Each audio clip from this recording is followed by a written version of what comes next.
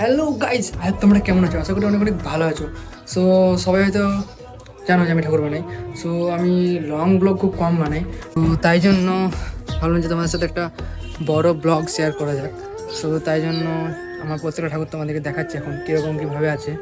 তো চলো দেখো। এই ঠাকুরটা কিন্তু বুকিং হয়ে গেছে, আর এই ঠাকুরটার কান পাশাগুলো এখনও লাগানো হয়নি, জাস্ট মানে একটা সেট লাগানো হচ্ছে। মোটুকের এটা ডাক সাজ আছে, এই ঠাকুরটা ডাক সাজ পরানো হয়েছে, কাস্টমারের এটাই ডিমান্ড, এটা ডাক সাজ পরানো হবে। ডাক সাজটা ঠাকুরটা কেমন লাগছে সবাই আমাকে কমেন্টে জানাবে।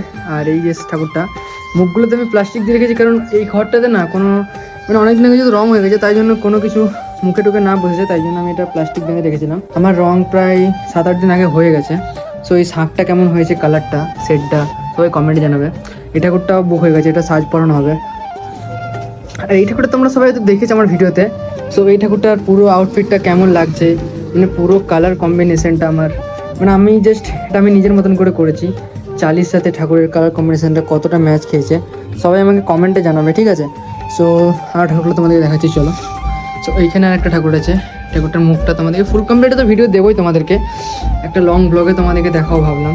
সো এখানে দুটো হাঁস আছে, একটা ডানা লাগানো হয়েছে, একটা ডানা লাগানো হতো বাট কোনো কারণবশত আমি লাগাইনি। পদ্ম ফুলটা কেমন লাগছে সবাই জানাবে।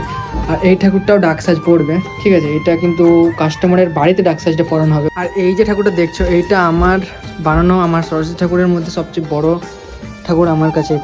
এটার মুটুকটা আমি এখনই লাগাতে যাচ্ছিলাম, ভাবলাম যে ব্লগটাকে কন্টিনিউ করি তারপর লাগাবো। সো এই মুটুকটা লাগানো হবে। সো ঠাকুরটা কেমন লাগছে প্লিজ তোমার কমেন্টে জানাবে। আর মিনি ব্লগ তো আসতেই থাকবে, লং ব্লগ একটা দেখাও ভাবলাম একটু। সো ঠাকুরগুলো কেমন লাগছে সবাই কমেন্টে জানাবে প্লিজ প্লিজ। ঠাকুরটা কেমন লাগছে সবাই বলবে। আমার কালার কম্বিনেশনগুলো তোমাদের কতটা ভালো লাগে আমি জানি না, বাট আমাকে কমেন্টে জানাবে সবাই। একটা ডাক সাজ আছে, এটা ডাক সাজ পরানো হবে। ঠাকুরটা এখনো বুকিং হয়নি, এই জন্য পরানো হয়নি। এটা বুক হয়ে গেছে, এটা সাজ পরানো হয়ে গেছে। আর এটা এখনো অবধি বুক হয়নি এগুলো। আর এখানে ছাঁচের ঠাকুর, এগুলো আমরা কিনে বিক্রি করি। আর এই যে ঠাকুরটা দেখতে পাচ্ছি, এটা কিন্তু কমপ্লিট হয়ে গেছে। তো আমাদের ক্লোজে দেখাচ্ছে শাড়ির কাজটা। তো আমার ঠাকুরের আপডেট আজকে 30 তারিখ ছিল একদম আপডেট। তো পরে আপডেট তোমরা আরও পেয়ে যাবে। তো গাইস, কালকে তোমাদেরকে যেটুকু আপডেট দিয়েছিলাম তার মধ্যে আরও একটা আপডেটটা বেড়ে গেছে। তো এই যে ঠাকুরগুলো দেখছো, এইগুলো পুরো কমপ্লিট করে দিয়েছি আমি। তো এই ঠাকুরটা কেমন লাগছে সবাই কমেন্টে জানবে, পুরো উপর থেকে নিচে অব্দি দেখো মাকে। আর এই ঠাকুরটা আমি ডাকটা পুরো চুলটা লাগিয়ে রেডি হয়ে গেছি, তোমাদেরকে দেখাচ্ছি পুরোটা।